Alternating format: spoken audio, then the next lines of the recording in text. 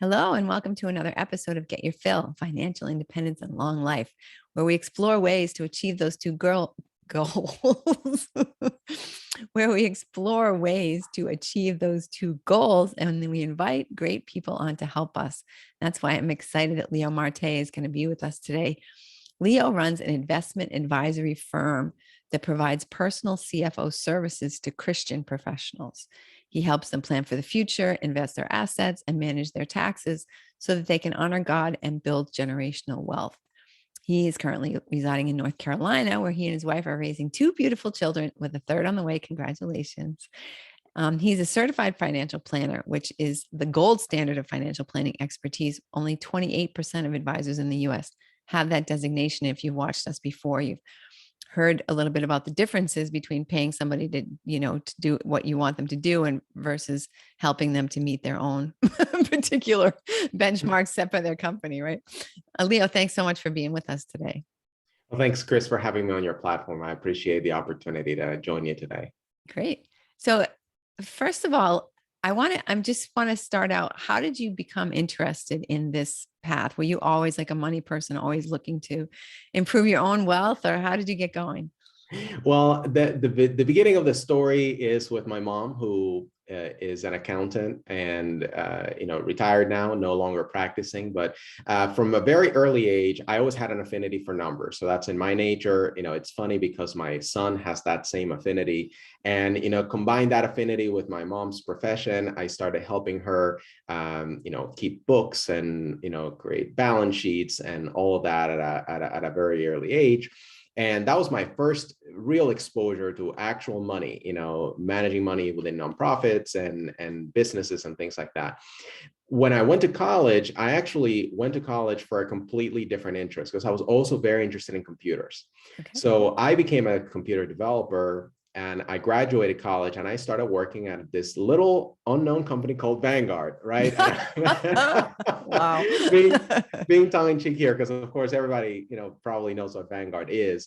But I actually bagged my way into the financial services industry through IT. I always had that passion for computers, graduated college with that degree, started as a computer developer. And then as I start exploring and learning about the business, about the different client types that Vanguard serves, I realized, oh man, my affinity for numbers is coming back out, and in a different way, kind of going back to those accounting roots. And that's where I found my path into financial advice. After spending a couple of years going into different roles in the organization, I started serving clients, and primarily high net worth clients from a brokerage standpoint, and then in the fiduciary advice space. And after building a career in that path, I decided, hey, in 2020, it's time for me to start my own shop and start working with the people that I want to serve. So this is new. You just started this in 2022? Oh, 2020, you said. 2020. 2020. Yes. Like everyone in the pandemic was like, you know what? I'm throwing out my old business model and I'm starting something else.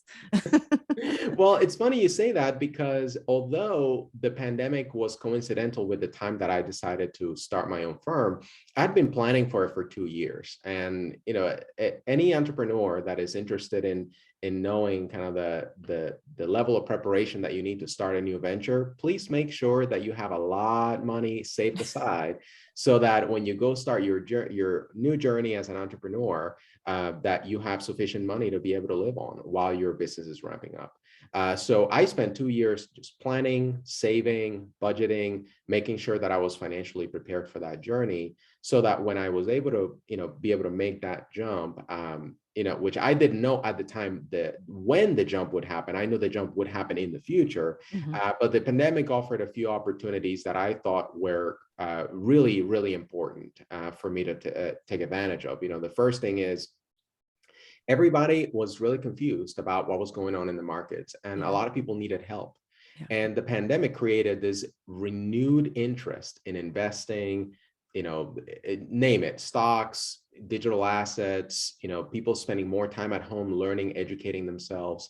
So I felt like it was just a prime opportunity. And besides, there's never a perfect time to do anything, right? That's for sure. So you can always wait for the perfect time, for the most comfortable time, and it'll never happen. So I decided to do it when I felt like it was my time to go, and it worked out. Perfect. Congratulations. Mhm. And you have to trust the process. I know a lot of entrepreneurs are like, well, I don't know if I have enough money, if I have enough, how am I going to know if I'm going to get, I feel like in some ways you have to be like, all right, how am I going to, how am I going to eat this week? So you've got that drive, you've got that push. Like if I Mhm. don't go out and get a new client, if I don't go out and do this thing, I'm just going to be, hungry. So let go of some of that security, right? Yeah, I mean, and you do want to have some level of security, but to your point, you don't want to rely on that security to rob you from the motivation, right? Right. You want to have enough money to have a runway so that, the first 12, 18 months, maybe even 2 years, you're not constantly fighting the bear. You want to be far away enough from the bear chasing you so that the bear doesn't eat you, All right? right. But you also don't have to save a fortune to start a business. I had a conversation with someone before I started the business, and one of the things that he told me is, Leo, a lot of entrepreneurs don't realize that it's not the business that breaks you and pushes you out. It's usually your home budget that Yeah. breaks you and pushes you out, right? So entrepreneurs plan everything about the business, got the expenses dialed in, know exactly how I'm going to go get my clients, go ahead and do it. And then they don't have enough of a runway at home to be able to feed themselves and their families, and they're forced to abandon their dream. So I really did not want that to be the case for me. And luckily my wife was on the same page there too. And we made a concerted effort to get ready in that sense. Excellent. Yeah, it definitely helps if you have the home support. For sure. I mean, it was critical, because in our case, my wife is a stay-at-home mom, stays home with both of our kids, and as you mentioned, a third on the way. And it was very important for her, as my partner in this journey, that she felt a certain level of security that we wouldn't be starving Right. while I was getting this business started, of course. But she also challenged me to really think critically around the business plan, right? She was my first pitch. I was showing her my projections and my numbers, and she was testing and pushing and making sure that I really understood the commitment that we were getting into. And I couldn't be more appreciative, because I feel like her involvement made my business plan stronger and more successful. Fantastic. It's wonderful to have that kind of a partner. Yes. Yeah, wonderful. So, Leo, how did you choose the niche of a Christian, Christian investors? Yeah. Well, as I was growing up, I grew up in a Christian home, and I consider myself, more than privileged to have had that experience. Faith has been a big part of my life journey, of my marriage, of my family. And I found myself doing a lot of work around financial planning and Christians as I was teaching Financial Peace University classes in my local church. So I realized that many people in the church don't have this whole money thing figured out, and they were Right. looking for a source of information that was in line with their belief system to help them navigate some of the complexities around money. And as I taught many of those classes over and over again, again, cueing my wife, she and I had a conversation one evening after finishing one of the classes, and I was just sharing with her how exciting it was for me to walk people through this material. And she said, well, you should think about doing this full time. Like, you should think about making this your job.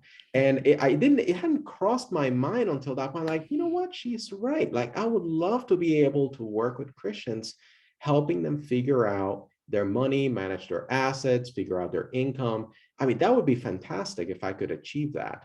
And that's what landed me in this niche within the broader industry of working with people of faith. Now, not all of my clients are people of faith, but most of them have some sort of connection. Maybe they have a parent who is a strong believer, raised them in those ways, and they feel a nice affinity towards the faith walk. And some people are devout Christians who go to church every Sunday, part of a home group, raising their kids in the church too. So we have everything in between. But I think that one of the main things that differentiates my practice is the presence of that value system. that changes a little bit the messaging around money management versus what you find in other advisors in the marketplace. Interesting. So in what way do you think that that comes into play? Like how would a Christian manage their money versus a Mhm. pagan, for lack of a better term? Well, I like the term non-Christian or non-believer rather than pagan. But I think it all has to do with the relationship that we have with money. Fundamentally, your relationship with money is going to determine just about every outcome in your life related to financial health.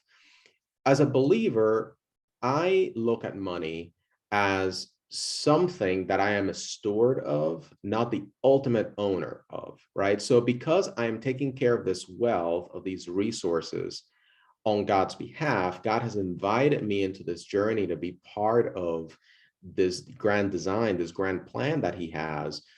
I look at my resources differently than if I thought this was all mine, right? And that influences the way in which I look at my giving, for example, which is kind of the number one thing that people think when they talk about Christians and money. But it also has to do with building a legacy, creating generational wealth, Mhm. right? I know that I am just a steward, and my son and my daughter and my next daughter, who's going to be born in the fall, they're going to be stewards after me. So my responsibility is not just to accumulate all of this money and pass it down to them, it's actually pass down the values that are going to help them honor God with that wealth as well. So you see, the perspective of money management is just fundamentally different when you inject a relationship with God into the mix. Now, good financial planning principles apply to everybody, right? Live below your means, invest in a broadly diversified way, keep the cost low. Like those are all timeless, universal principles. But it's really the values that are under the objective, the end game with your money that make a difference. And I think people make different decisions along the way when they are operating out of that foundation. So by different decisions, you mean like different sorts of funds maybe that they would want to invest in and things like that, different ways to actually earn money on their money? Well, I think that there are a couple of ways that you can break down those decisions, right? There's the decision of what I do with the money, right? So I found that people who have a strong belief of stewardship want to keep consumerism in check. They feel as though, they're kind of in that constant battle of, hey, how much should I invest for the future, give versus spend? So Mhm. there's a lot more questions around that. There are some believers that feel very strongly about the investment vehicles that they want to put their money towards. Of course, that is always going to be a part of the conversation for people who feel strongly about that. But ultimately is how much time are we spending building the wealth versus developing your family to take the wealth as well. And some of those decisions along the way is like, well, how early do we talk to our kids about money? How Yeah. early do we bring them into the conversation around how this money is being utilized and given? So there's a lot of financial decisions that we make every day, even without thinking about it, that come out of our value system and the way in which we look at money. And those are just a few examples of the conversations I have with my clients. Yeah.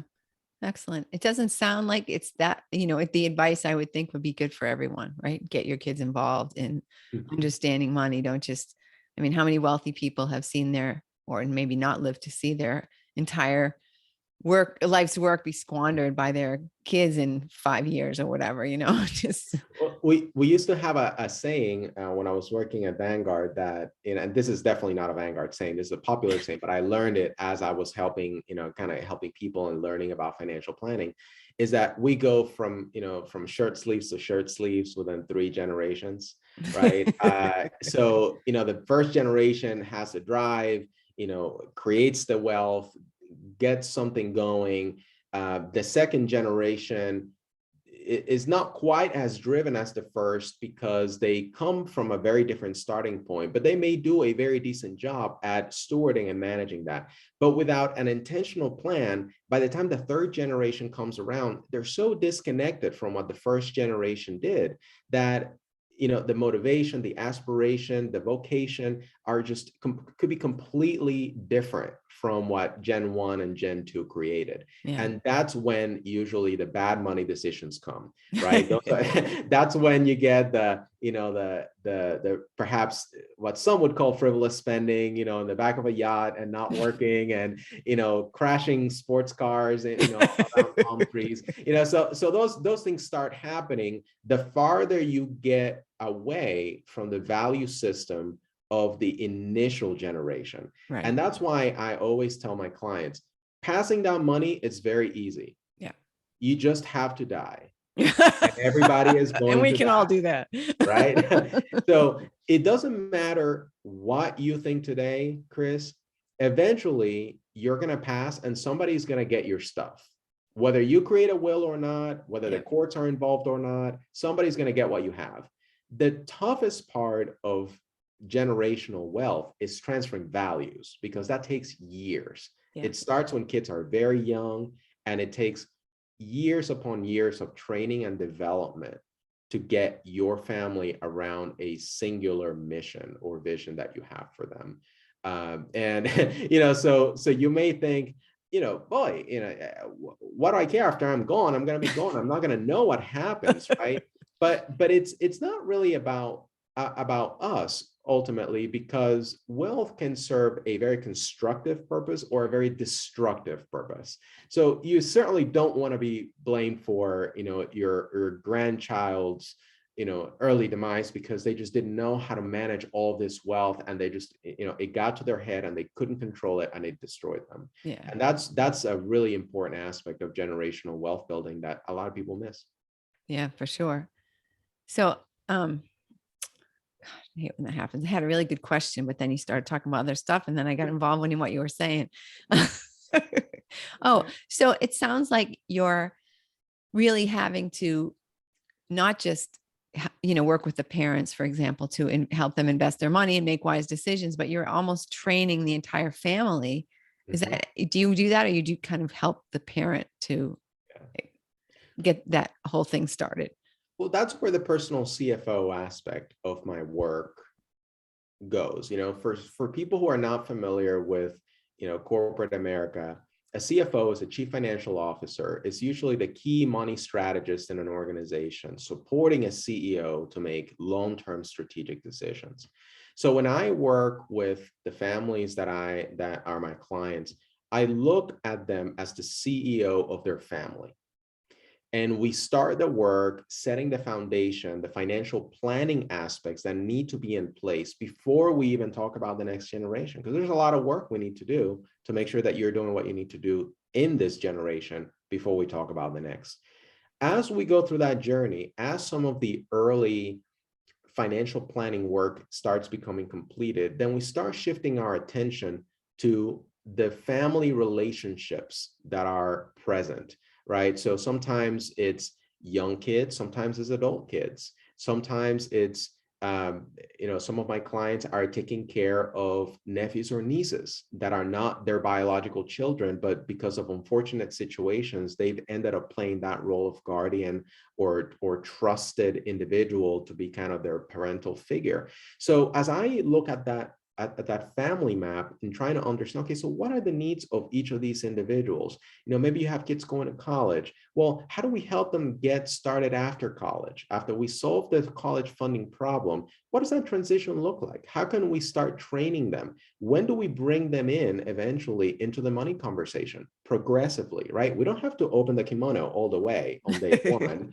but we do have to start building the baby steps for them to come into the fold and have a voice at the table if you expect them to handle this amount of money after you're gone, right? You don't want to wait until you're no longer here to teach them and coach them. You want them to make decisions, small scale, low risk decisions along the way, so that you can be there to mentor them and help them make those decisions wisely. And that's where the family piece starts coming in. After we get the basic stuff done, that's when we start looking at family and generational wealth. And absolutely, that means individual conversations with the children as well, as adults primarily, where I can help also guide their own financial journey so that they're prepared as individuals to inherit money down the road. Interesting. So I know it's a challenge for parents when they're trying to get their kids to be, I mean, not all kids, but sometimes a kid, be naturally thinking more about immediate gratification than saving and understanding how money works and things like that. Have you found any tools or toys or tricks that kind of can help Mm. children to understand and have a good relationship with money? Well, I think in the beginning, when I was starting to think about the same question, both for my kids and also for my clients, I did some research around the subject, and the tools and the tricks and the tips really depend on the age group. Yeah. So, for example, my son right now is about to turn 5 years old. So we used a resource from called Financial Peace Junior, which is made by Dave Ramsey's organization, Financial Peace University. He has a little chore board, and he makes his little commissions for some of the jobs that he does around the house, and then we give him the ability to then choose what he wants to do with that money. We set a framework around, hey, you need to give a little bit of this, you need to save a little bit of it, and then you also have to buy yourself something every week so that you learn to also take the fruit of your labor and enjoy it. And he loves that, right? Like payday is one of his favorite days because he comes in and he's counting his coins and said, well, can I go get myself some ice cream? Well, you don't have enough money to go get ice cream yet. You need to wait until next week. And that builds patience and builds motivation and delayed gratification. Yeah. But not everyone has the privilege of doing that early on in their kids' lives. And maybe you've woken up to the necessity of teaching your kids when you're already older, or maybe they're teenagers or in their 20s. And I think that's where you have to really be delicate around how you do it and the timing of it all, right? Because kids between the ages of approximately 14, 15 to about the ages of 24, 25 have a biological imperative to detach from you.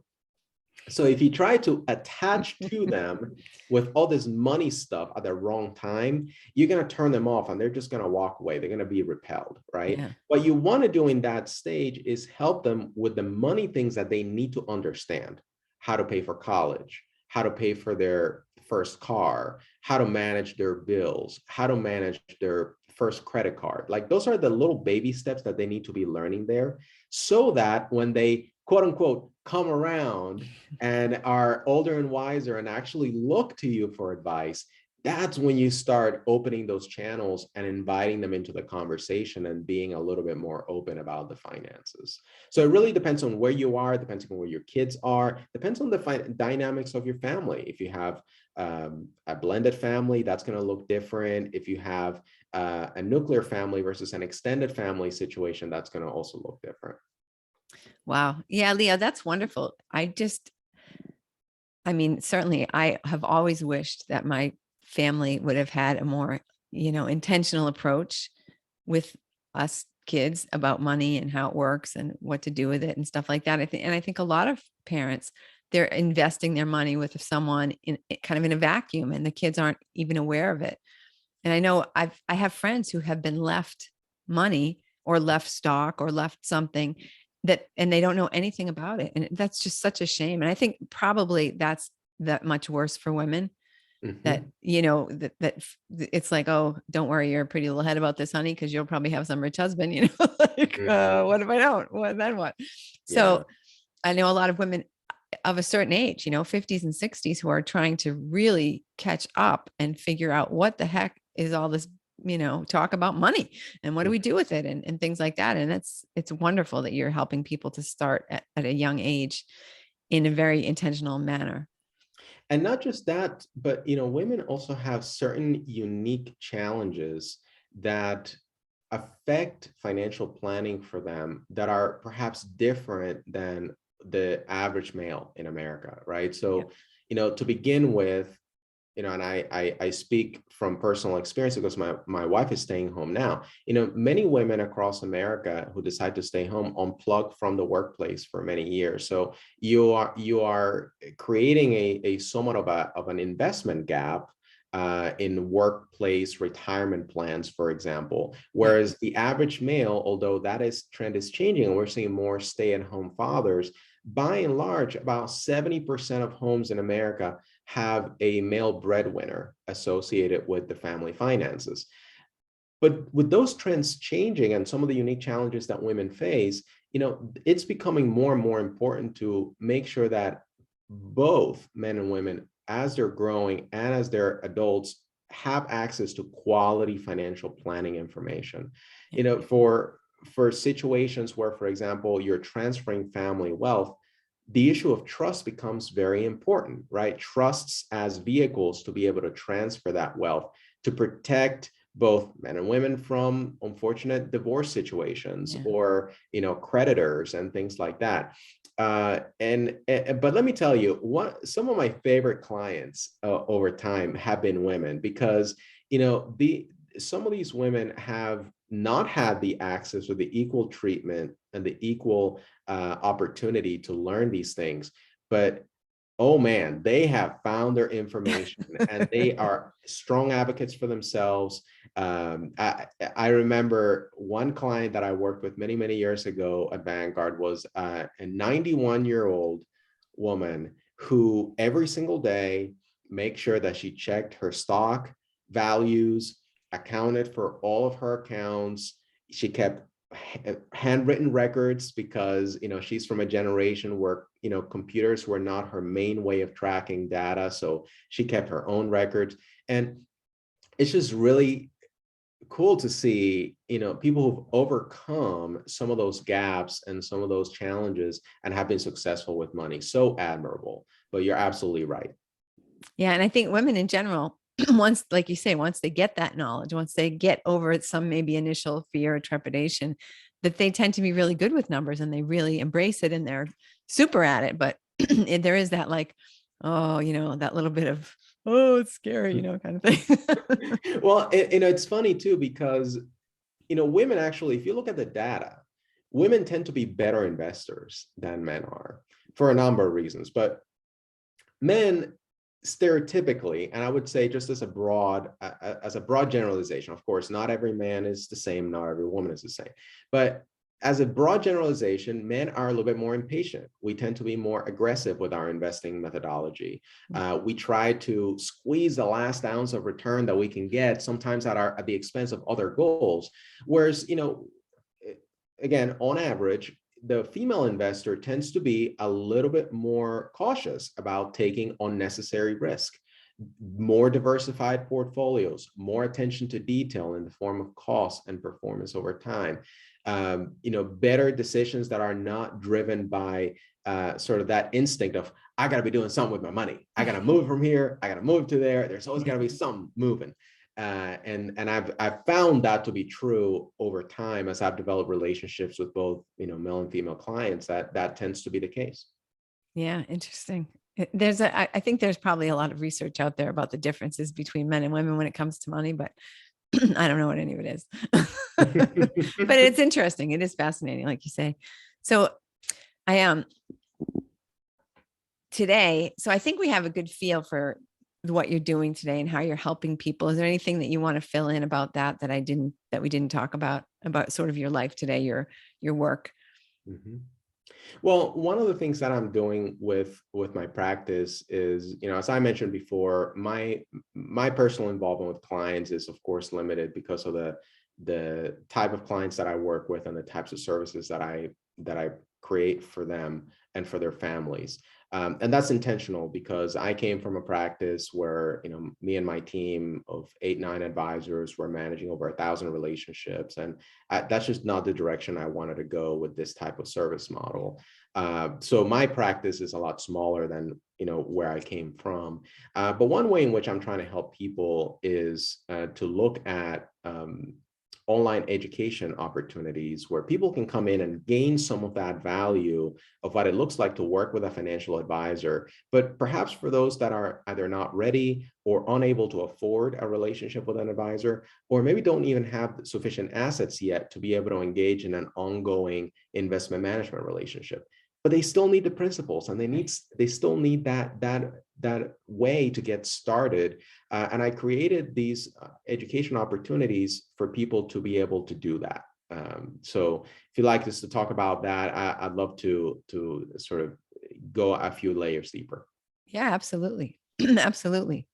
So the first thing that I would encourage all your listeners to do is to look at my Quick Start program. It's a free program available online. You can access it by going to abundantadvisors.com/quick start. And, we'll have these links available in the podcast notes as well, so you can easily find them.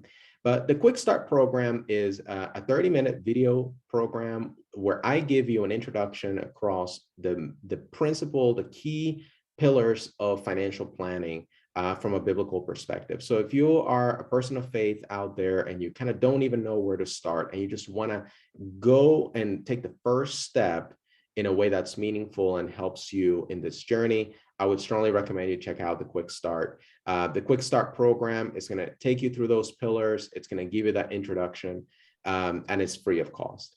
If you want to go deeper and learn more about financial planning and create your own financial plan using some DIY tools that I've created and the content we've developed, there's a masterclass that you can also access. It's called How to Build a Christian Financial Plan. Very creative name, by the way, right? Wow. You have no idea how long it took me to develop that name. But How to Build a Christian Financial Plan is truly a masterclass. Gives you about 5 hours of video content, templates. You get to peek over the shoulder with me across the multiple tools that I help people understand how to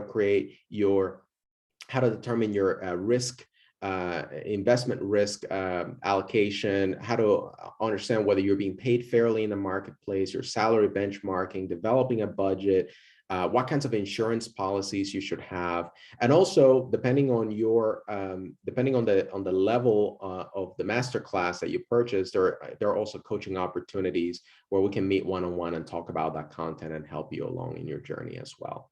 And you can access the course by going to abundantadvisors.com/course. So those are the two main ways in which you can engage and take the first step today to start your journey of creating a financial plan. That's fantastic, because I think a lot of people don't even really know where they are. They might think they're doing pretty good. I'm putting money in my 401k or whatever, and not really understand truly, where they actually are, as opposed in regards to retirement, in regards to, what would happen if, you lost your job or something like that. They just don't have that benchmark. They don't have that understanding. So that's a wonderful way to get started. So I Yeah. see. Sorry, go ahead, Yeah, Leo. go ahead. No, I was just going to say that our time is going really quickly here. So I want to make sure that if there is anything that, you wanted to talk about that I haven't touched on, any questions that you want to answer that I didn't ask yet, or anything, that we make sure that we cover those. Yeah. So that was it for me. Like I really wanted to make sure that your listeners were able to take advantage of this program. This program was developed over the span of a year, with a lot of research, a lot of dedication, and tons of love for people to really get started in their finances. And just again, recognizing that my ability to serve people directly is limited because of the structure of my firm, but I still feel a deep passion in helping spread these financial planning principles and their intersection with biblical stewardship. And that's what I hope, if anyone takes anything away from this conversation today, is that there are sources of help out there. And I believe the programs that we put together can really help you get started. Excellent. So Leo, if someone was going to get started today, so let's say that they've taken your course or they're about to take your course, is there one or two just pieces of advice aside from that you would recommend for them, like just to kind of maybe figure out where they are today, or to get some kind of a roadmap? Yeah. So the first thing that I would encourage you to do is, and this kind of walks away from the hard numbers part, but really, really sit down and invest time in thinking, what is your relationship with money and what do you want the outcome of your financial situation to be? It's kind of like creating a vision, casting a vision for yourself and for your family. Because ultimately, it doesn't matter what you do with the numbers. If you're not going towards the vision you are creating for your family, you're not going to feel like you've succeeded. Right. right? So that's advice number one. Really spend time deciding, where do you want to go?